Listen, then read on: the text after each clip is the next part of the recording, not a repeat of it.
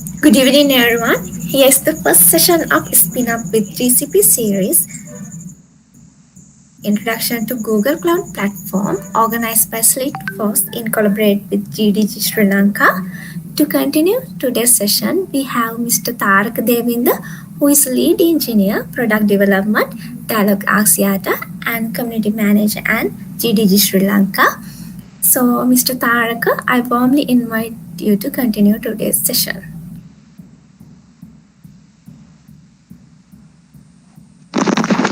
Good evening, Oshidi. Shall I start my session? Yeah, sure. Okay, right.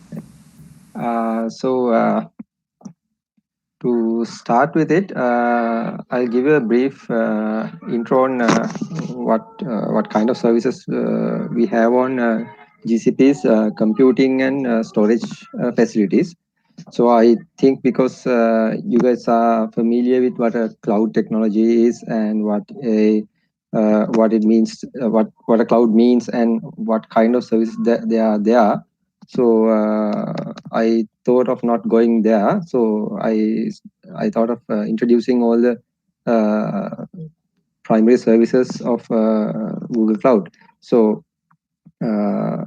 every cloud computing service, every public cloud has a certain set of services. So the most used of them are compute and storage. And sorry, there are other services that we use a lot. So I thought because compute and storage are the most simple ones, we'll get a small intro on those ones. So I'll start my presentation.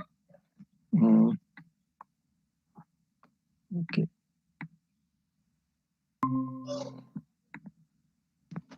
Okay. Can you guys see my presentation? Yeah, we can see Okay. your. Okay. Thanks. We'll go for compute-related services first. So in GCP, so out of all services, we look at compute services the most. So whether it's a VM or any other service, we mostly go for compute requirements when it comes to a cloud. So let's see what offerings we have in Google Cloud. So in the context of computing. So the first one is the most simple one we know. It's a VM. So the VM offering in Google Cloud Platform is called Google Compute Engine. So it simply gives you a virtual machine in the cloud, and it's a very pure form of infrastructure as a service. So when you set up the virtual machine, you can select the CPU, memory, and disk requirements, and you can decide whether you want a certain kind of disk, whether you want to attach a solid state drive or whether you want to attach a spinning drive, or whether you want to attach something like a GPU into this VM. So this is the most basic type of compute requirement. So it can be spun up by the Google Cloud Console. So let's take a small look at how the console goes. So when you manage Google's infrastructure, you go to this console. So it's called the URL is console.cloud.google.com. So I think you can't see the URL here. So and then over here you have a set of entities called projects. So Google like GCP is organized around these projects. So if you want to spin up any resources, you have to create a project, and every resource that you spin up is under that particular project. So it's in this hierarchy. So in addition to projects, you can have an entity called the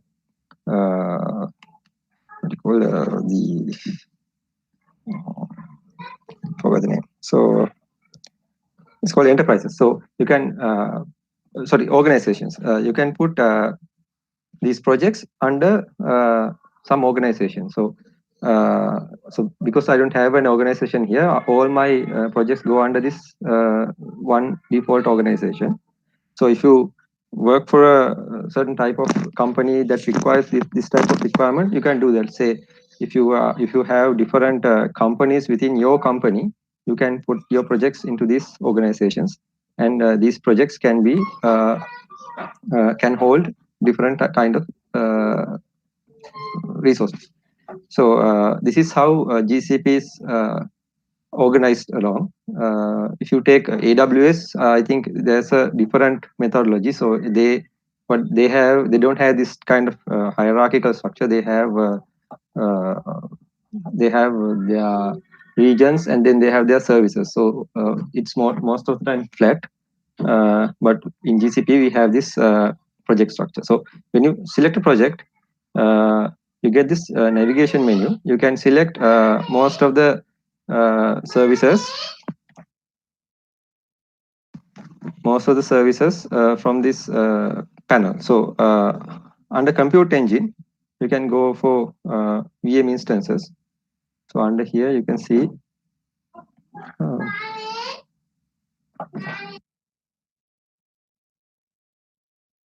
so you can opt in to create a VM here. So this is the simplest interface. So you can select your options, and then you just click create. The VM will start spinning up. So I think we need to go further into that. One last thing. There's a small cost estimate right here. So when you change the machine type, you can select how much CPU, how much memory you need to have in this machine. You can see a rough estimate on how much it's going to cost you for this particular month. So this is very important because if you're doing a project, whether it's a work project or whether it's some kind of a university project, you'll get an estimate of how much it's going to cost you. And so, okay, then okay, that's about VMs. And you can use a service like Terraform to spin them up. So if you use infrastructure as code like Terraform, you can easily spin up VMs as well. So you can programmatically spin it up rather than click and spin it up. You can spin up resources and then do some computing task and then spin them down so that you don't spend a lot of money. So that's about VMs. So if you have any questions, please do ask. I don't know how the questions channel work. I'll just go along. So then you have GCP App Engine. So App Engine is quite different from what we had on Compute Engine. So App Engine is a platform as a service. So what App Engine does is, if you have a certain application which runs on a selected set of languages, what Google does is it provides you with a platform that you can run it on. So let's say you have a PHP code, say some kind of WordPress website or some PHP code. What you can do is use that PHP code to run it on GCP.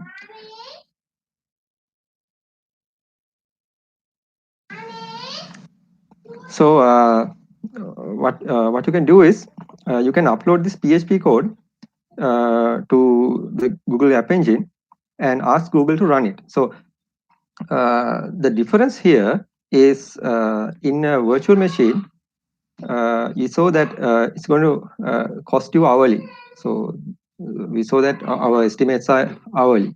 So in App Engine, that's not the case. In App Engine, we get where is it?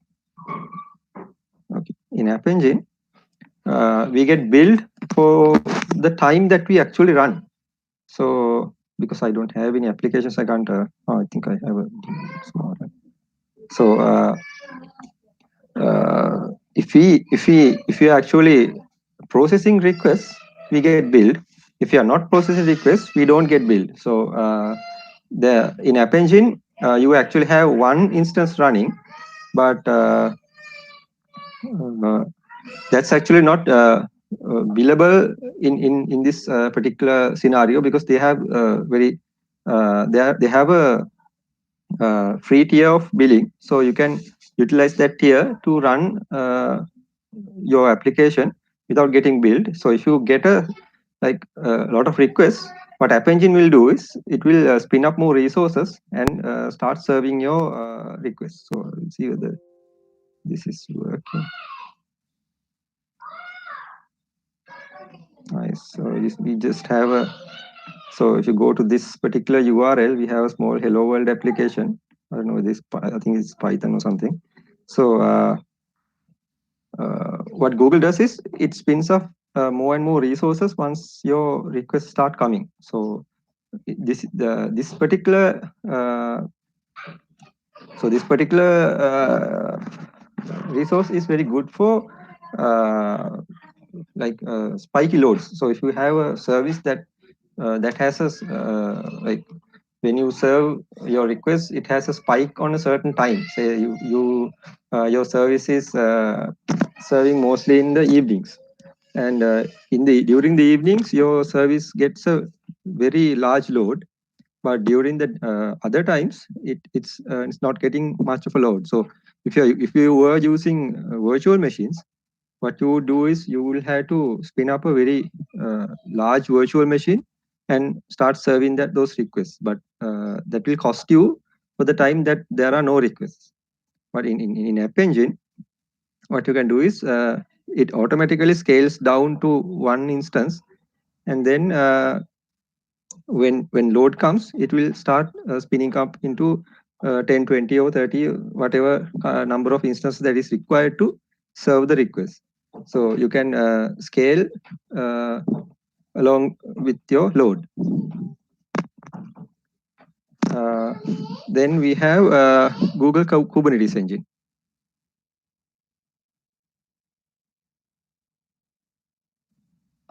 And we have Google Kubernetes Engine. So I think you are familiar with Kubernetes. Kubernetes is a orchestration platform for containers. So if you are planning to deploy microservices on Kubernetes and things like service mesh, so this is a good option. So you deploy your application on a container and deploy it on the Kubernetes engine, and you can expose it to the outside world as services. I'm not going to go really deep on how Kubernetes works, because that's an entire story of its own. So GKE is a very good option on cloud. So what you can do is you can deploy the Kubernetes cluster, and you can keep it up to date without any hassle, because if you have an on-prem cluster, it'll you will have to manually upgrade it. So but Google, you get you stay on the same channel of upgrades. If you can actually see it here. So if you go to um, KE, hang on. So Kubernetes engine. So if you create a cluster here,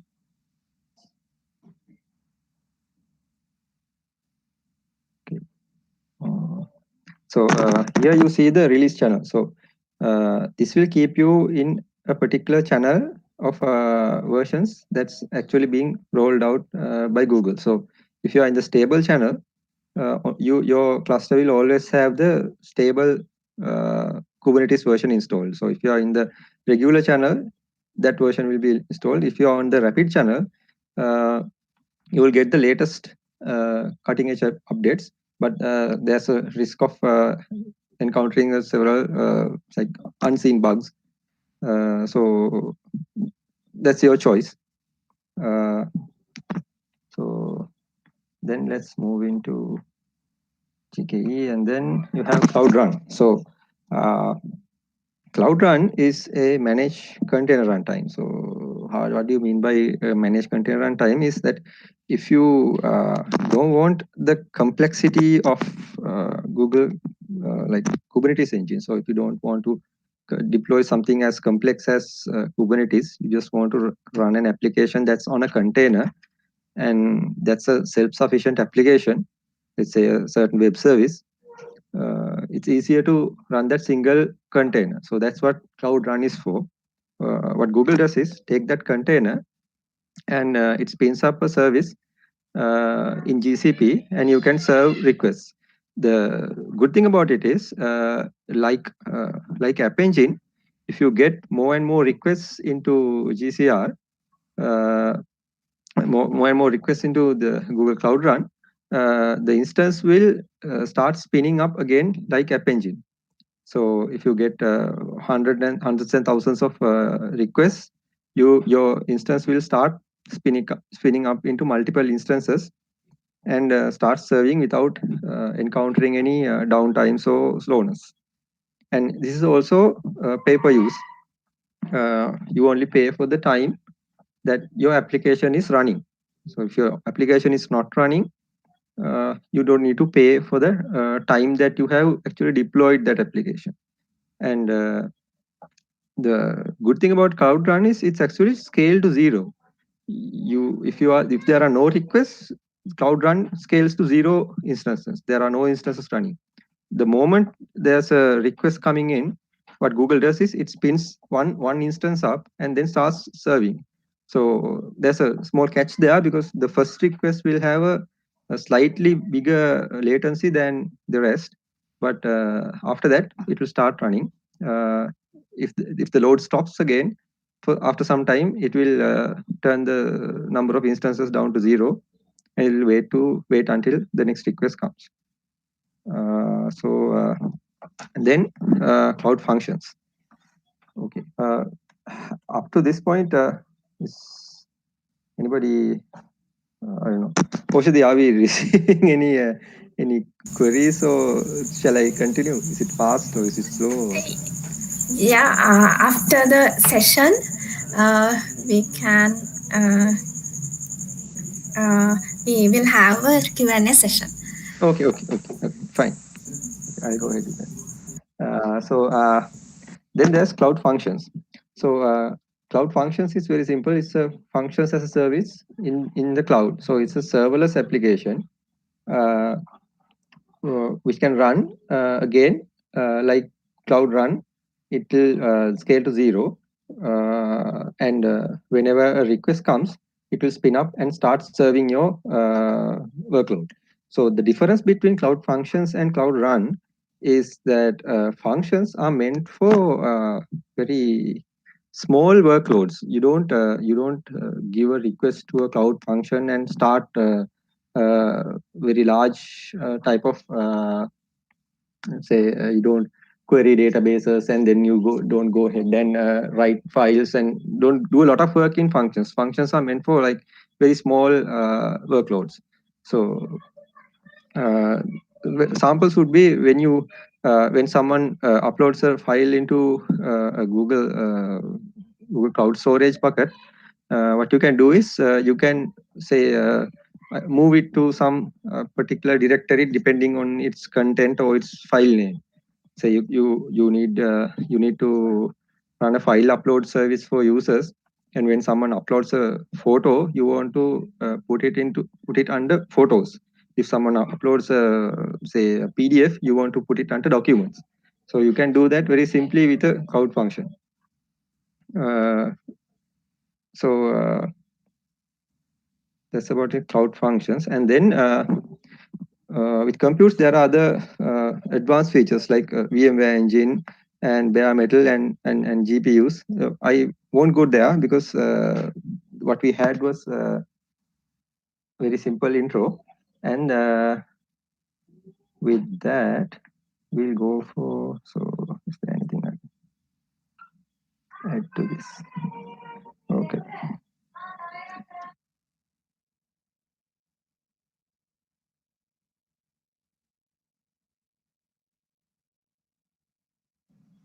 Okay, that's about it about computes, let's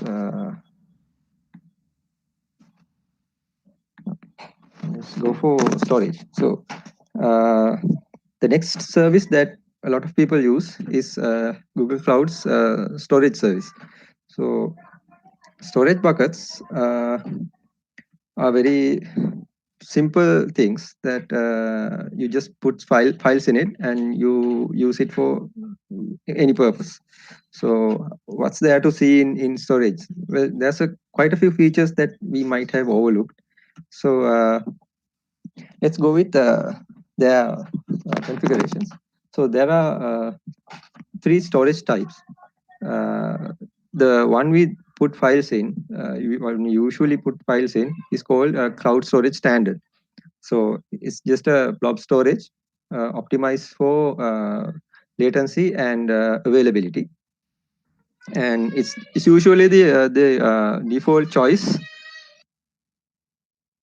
And then there's after standard, there's the nearline storage. So nearline is sort of an archival storage.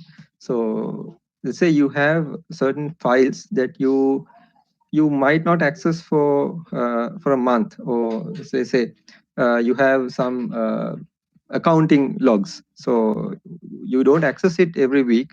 You access it in certain times of in a month or so. So you can keep that in nearline storage. And then there's cold line storage. Cold line is archival storage.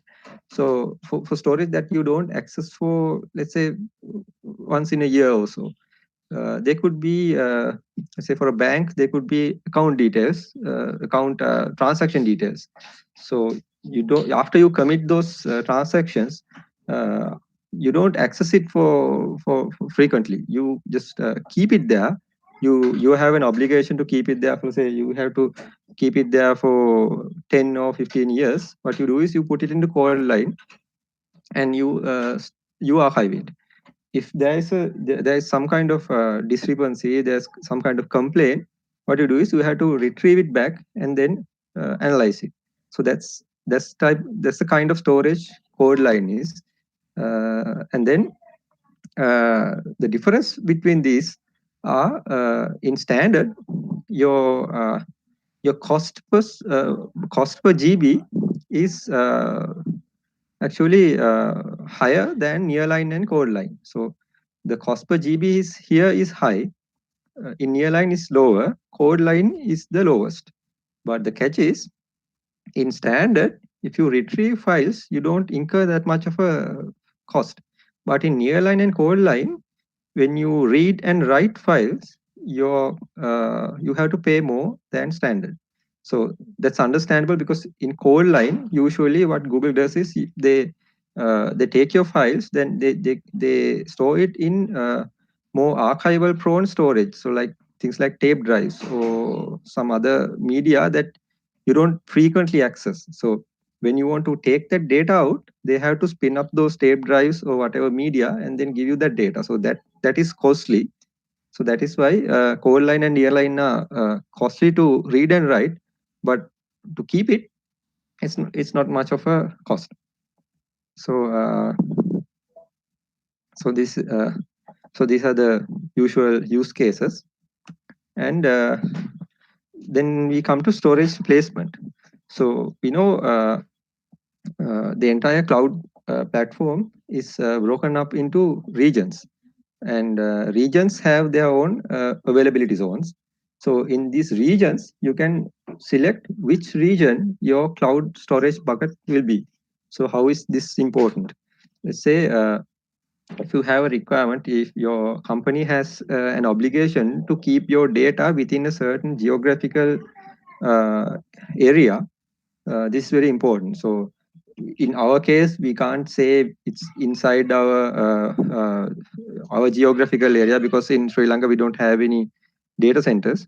But let's say somewhere like USA or somewhere like Europe, so Europeans have this obligation to keep their data inside Europe. So you have to select a European region to keep that data. So uh, so then you can select this particular region to keep my data.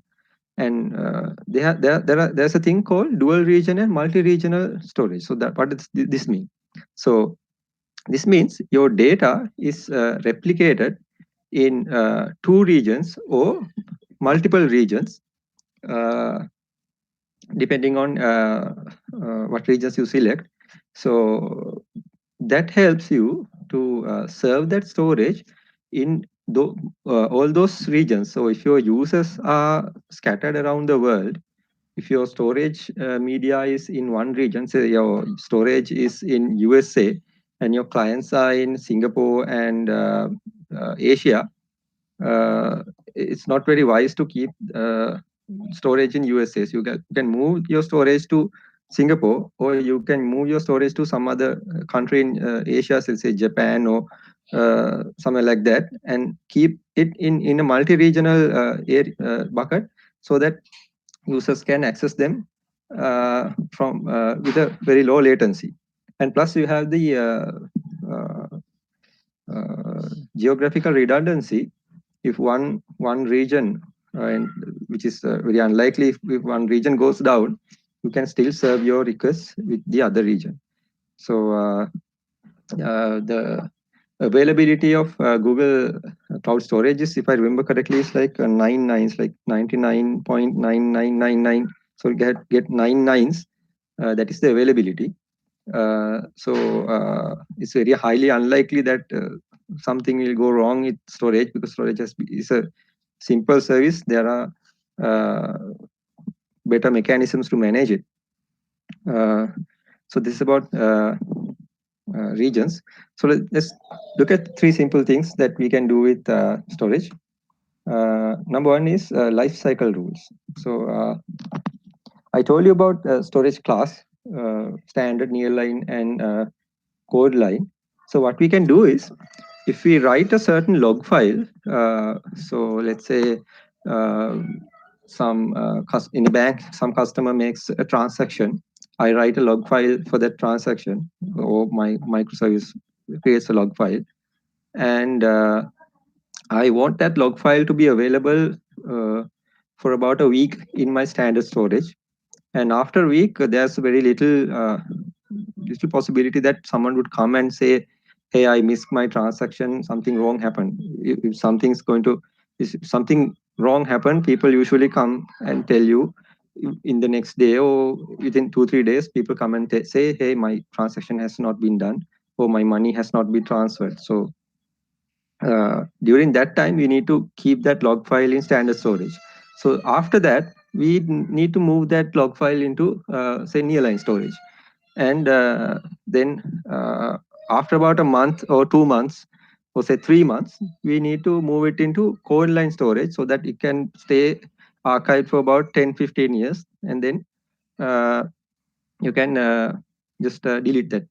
So we can't do that manually, because we create thousands of log files every day, and the day that the log files get created differ. So it's not feasible for us to go and do it manually.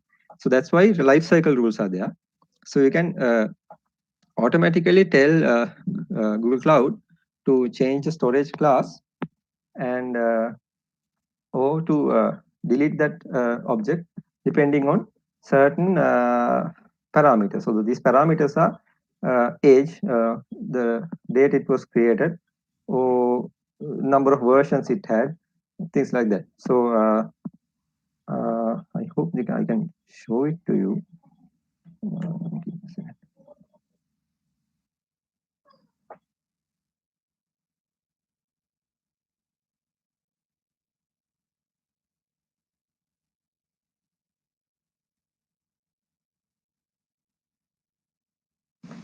So here's Google Storage. Okay.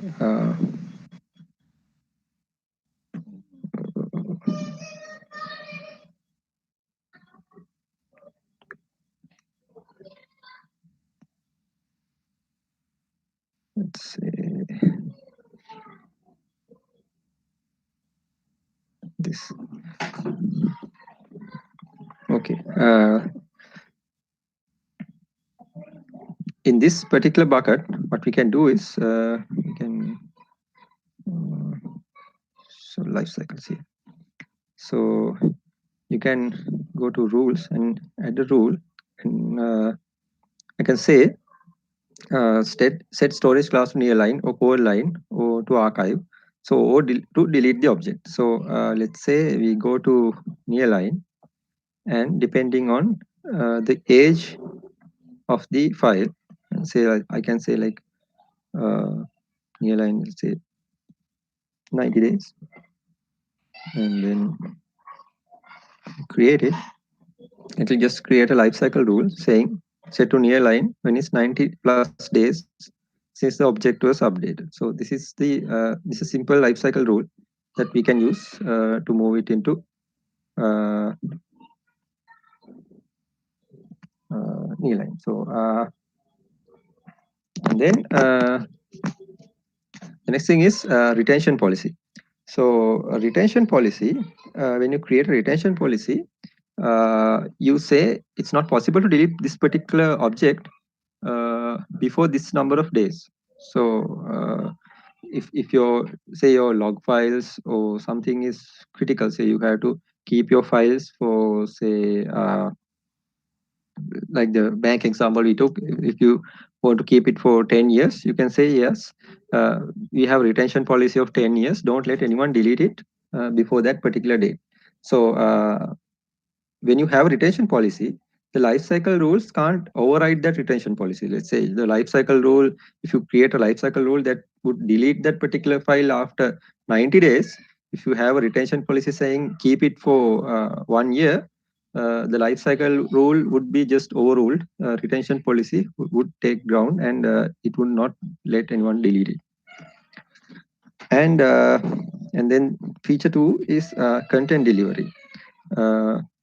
So you can use cloud storage as if it was a web server. So it's a very good alternative for static files in a website or some web service, because when you create the storage bucket, the name of the storage bucket is unique.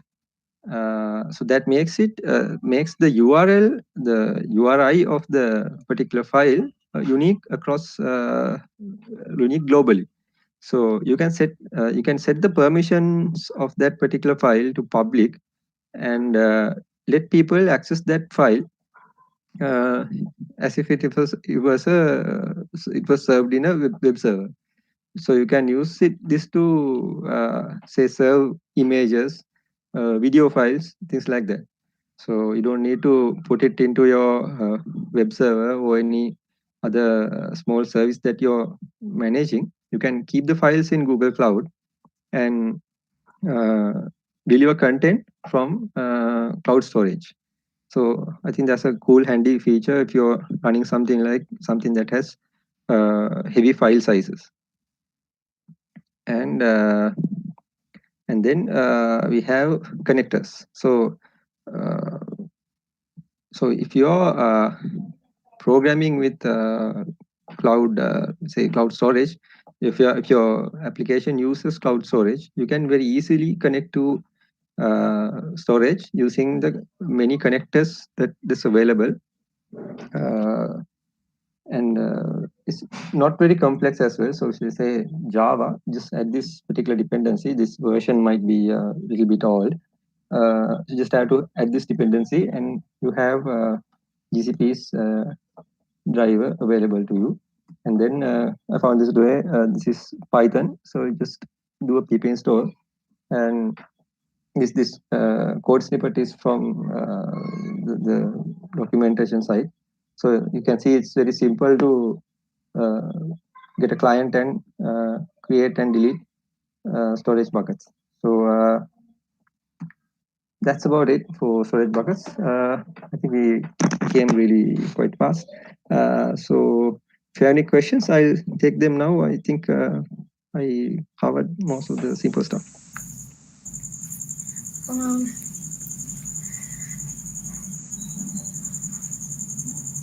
so we have a couple of questions. First one, Google Cloud is not free. As a student, Are there any ways to use it free? Yeah, so the cloud platform entirely isn't free, but there's a $300 introductory say free credits that you can gain when you register. So you can use that credit to use the cloud until that 300 runs out. But I'm afraid that you can't go above that. But and to gain that 300, you will have to add a credit card. So this card would not be charged, and so unlike other competitors, they won't start charging it when the 300 runs out. They will inform you that the trial has ended. If you want to continue with this card, you will have to take some action and then uh, let Google charge the card if you are willing to go beyond that time frame. You get $300, and I think it's valid for about a month or 3 months. I don't remember the exact time frame, but you can use that entry level credits to spin up and like test your application. And another question is where we can learn more about this GCP, about study resources. That's sort of a bummer when it comes to Google. You can learn a lot. That's the documentation is there, and you can go to Coursera, and you can there's a couple of courses that you can enroll into, and some of it is also free for the first month or so. So it has a lot of content there. If you want any like demos, documentation type of things, there's a lot of documentation in Google's own like cloud.google.com.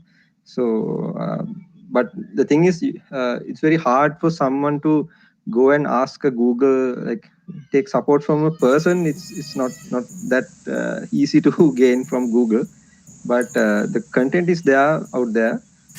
I'd recommend going through the documentation first if you are doing some like integrations or doing some services, and to get a more detailed understanding, just go for the Coursera courses and just follow them up. Okay. Next one is why we have retention policy. So yeah, retention policy is just like I said, if you have a requirement to keep the files for a certain amount of time. uh, let's say for in my line of work, dialogue, we have to keep our call detail records for 5 years after the call has been made, because if there's a legal requirement, if someone comes and asks us, if we get a legal request to produce call detail records, we'll have to do that. So uh, to make that happen, if we were using Google Cloud, we'd put the files in GCP storage and then put a retention policy of 5 years into that particular bucket. And we would put the retention policy because even if accidentally someone comes and deletes it, it's not possible because the retention policy is there. So no rules, no applications that deal with the files can't delete the file, but they can read and copy the file, but they won't be able to delete it. Okay. Uh, then we have another question. How to pull Docker image to GCP cloud? Okay. Okay. If you want to say spin up something like Google Cloud Run or Google Kubernetes, there's Google's own Docker registry. It's called uh, Google Cloud Registries. I'll show you that console. So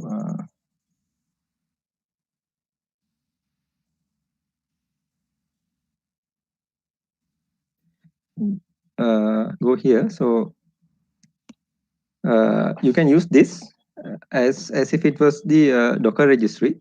You can push images to this. Say this particular. Sorry. Yeah.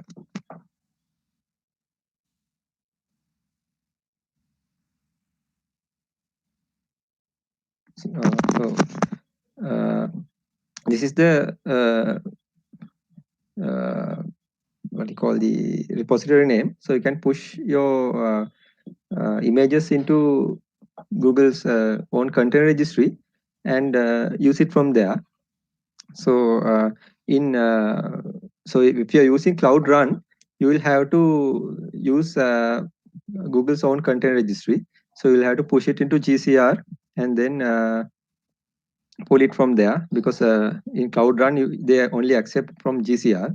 But if you're using Kubernetes, you can either push it here, or you can uh, push it here and use from here, or you can put it in the Docker Hub or any other container registry and use. So GCR is the usual way that you can handle that.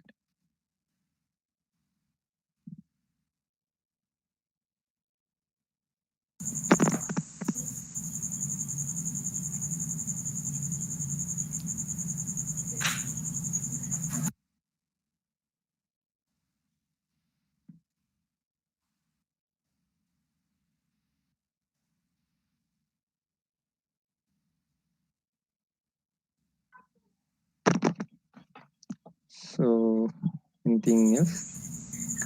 No. Okay. I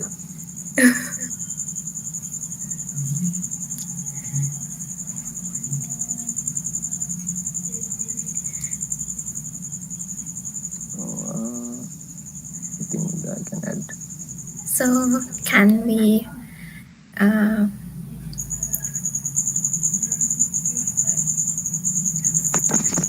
So I'll show you a couple of other services if you have time. Say what do we? Okay, let's okay, say we should. we usually use databases for everyday use. So Cloud SQL is a good option to go for. So Cloud SQL supports couple of options. So if you have MySQL or Postgre or Microsoft's SQL Server, you can have all three options to spin up a database in the cloud.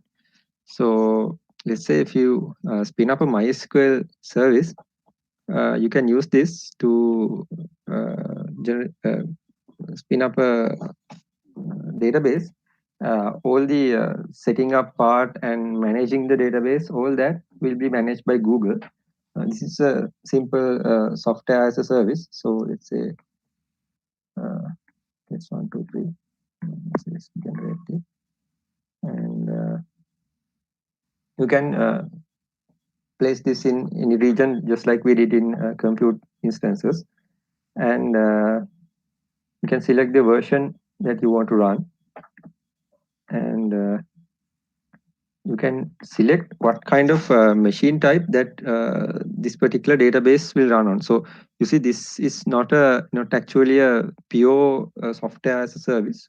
Actually, what happens is Google in the backend spins up a virtual machine and uses a machine image to run MySQL in the backend. So you can configure what kind of machine that will run your database.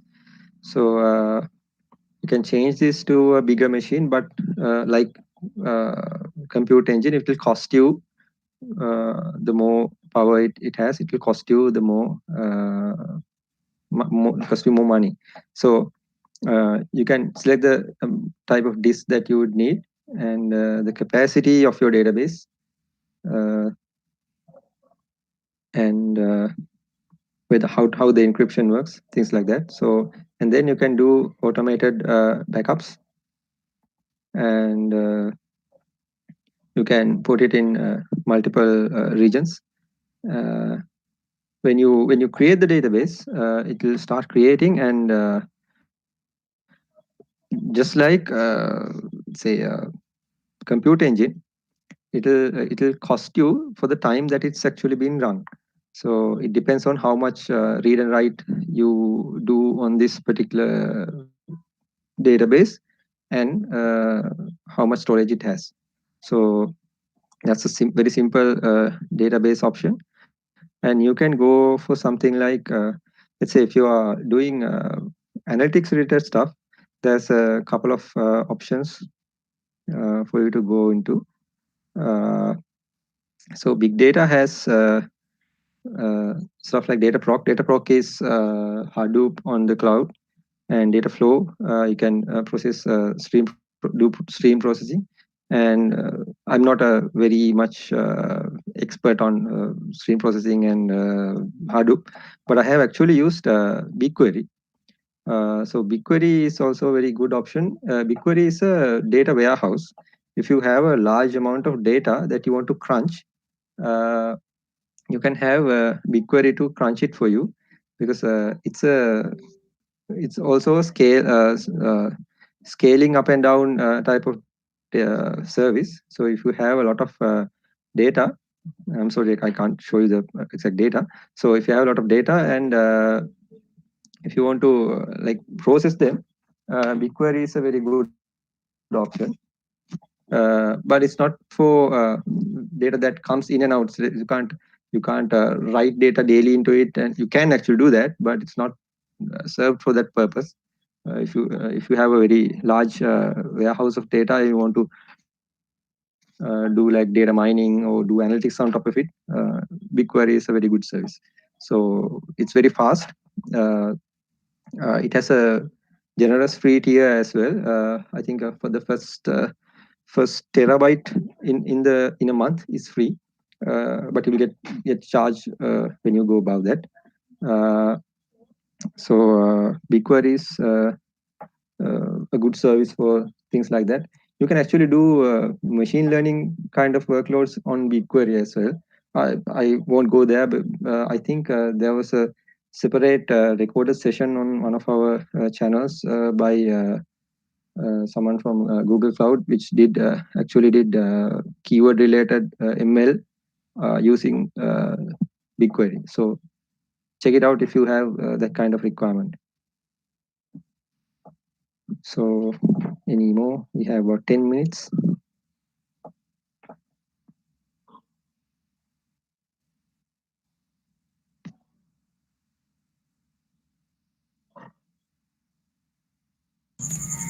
We have another question. Okay, go ahead. Uh, how to copy files between Cloud Shell and the local machine GCP? Okay. Good question. I forgot to show you the Cloud Shell as well. So the Cloud Shell is a dedicated machine that you can manage your cloud resources. So you saw that we clicked through all the items that were there in the project, but Cloud Shell allows us to manage it like a console. So it's actually a console to manage our services. So what Google does is it prepares a kind of virtual machine type of thing in the backend, so that we can log in and type commands. So so this is the shell for my particular project. So if you see, we have certain files here. So if I want to copy files from this particular shell, I can say upload and download file here. I can specify the path, and then I can tell it to download that particular file. So if you uh, want to download this particular file, just copy this path and type it here in the download file place, and you're good to go. And you can, just like that, you can upload files here as well. So in Cloud Shell, you can do a lot, because so unlike in AWS's shell, it doesn't give you much of services. But here you got Docker installed, you got Git installed, and you got a lot of stuff here. So you can do a lot of things here that you can say push and pull images into the container registry and manage your source code here as well. So you can do a lot here. So that's how you upload and download.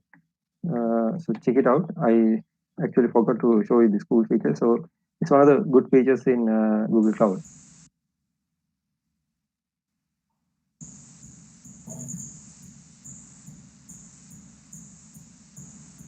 Okay, that's all for the today.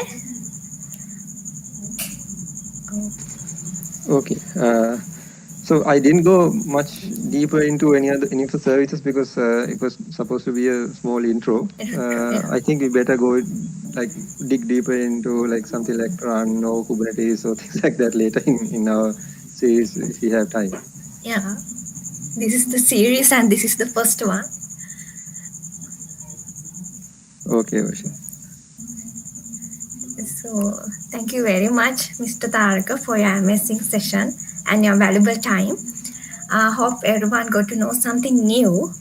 And so don't miss Spin Up with GCP series. And there are more amazing sessions waiting for you. And until then, stay safe. Good night. Bye.